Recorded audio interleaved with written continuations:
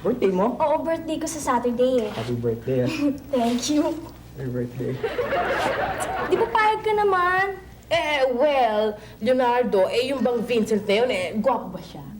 Well, mabait siya. Gwapo ba siya? Masipag. Tinatanong ko kung gwapo ba siya.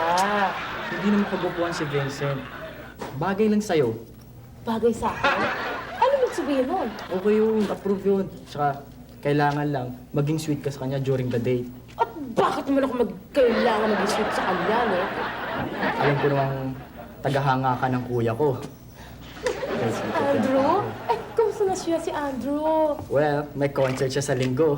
At alam kong gustong-gusto mong pumunta, kaya kung gusto mo, may ticket ako sa bahay.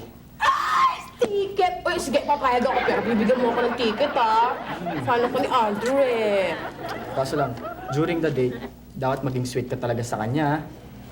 Sweet. Oo, sige. Basta bibigyan mo ako ng ticket, ha? Sigurado ka, Bahala ako. Uy, teka muna.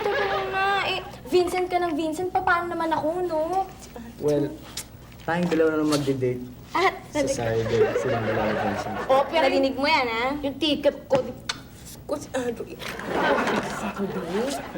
Maging sweet ka, maging Kita ko sweet na sa ka. personal. Maging sweet ka. Teka, gwapo ba yung Vincent na yun? Spaghetti. May baka ba kayong binugbog? Baka kang binugbog. Wala, binugbog kayo meron. Vincent, Leonardo! Leonardo, halika dito. Leonardo, po ka rito! Ano? Tuloy? oh, nai-arrange ko na yung date natin. May ka-date ka na. Nanette ang pangalan. Nanette, Oh, di ba sabi mo sa akin, Christy? kasi may sinabi ka sa akin eh. Sabi mo gusto mo ng sweet. Tong si Nanette, sweet to. Si Christy, hindi. Kaya si Nanette na lang. Gusto pa to, ah. Mistisa! Oo. Mistisa ka, no? Mistisa! Mistisa ang kadate ko.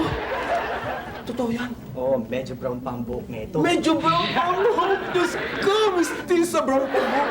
Maraming salamat, Leonardo, ha? Maraming salamat. At tao talaga yan, tao yan. Tao. Okay, tao. Ay, sige. Oo, paano? Split na muna. Saturday pa naman yung date eh. Ha? Mistisa! Mistisa! Mistisa. Sige. Leonardo! Sige, Leonardo. Thank you, ha? Thank you. When you are in love, mag-ibong ka ng Vincent, ikaw pa nakukulam. nakukulam. Hindi ako nakukulam. Bakit ganyan ang arte mo? Parang abnormal. Dahil ako'y in love. Ang taong isang in love ay abnormal ang kilos, hindi mo ba alam? In love ako ngayon. In love. Sa makatwid in love ka, Vincent. Kanino naman? In love ako sa... Mimi! Ano ba iso mo, Vincent?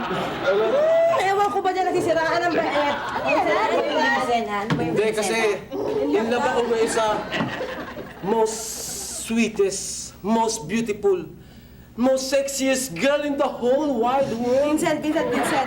Pwedeng ma-inlove ka sa babaeng ganun. Pero, in love ba siya sa'yo? Yan ang tanong, Vincent. Tingin ka ba? Ano ba yan? Tipo ba yan? Kasi may date ako sa Sabado. Talaga? May pumayag makapag-date sa'yo? Hindi. Ano kasi, pumayag sa akin, pagkatapos pangalang-pangalan lang niya, alam mo, ang sexy na. Pangalang-pangalan lang, Nanette! Nanette? Nanette! Oo, at saka ang isa pa, pangalang-pangalan lang niya, sexy. Anong naiisip niyo? Nanette na pangalan, anong naisip niyo? Di ba't ang pangalan nito parang si Nanette Medved? Di ba? Ganun ang tipo. Nanette Medved. Vincent, congrats! Biro mo, meron makikipag-date sa'yo na tipo ni Nanette Medved. Maamong yan. Swerte talaga si Vincent. Ay, magpas. Okay, inggit kayo. Sa wakas, magkakaroon din ako ng kadate na mistisa. Ingit ka mo? Oo. Hindi kami talo na natin. Bakit? Babae ako eh. Babae rin siya. Hindi, pero maganda ito. When you are in love, mag-ipon na kayo ng pera. Buti nga yan. Vincent, talagang malulugi itong kantina. Tingnan mo, nag-aalala sa mga customer. Gusto ko talaga, Lisa, Diyos ko po, sa wakas magkakaroon din ako ng short ang tao.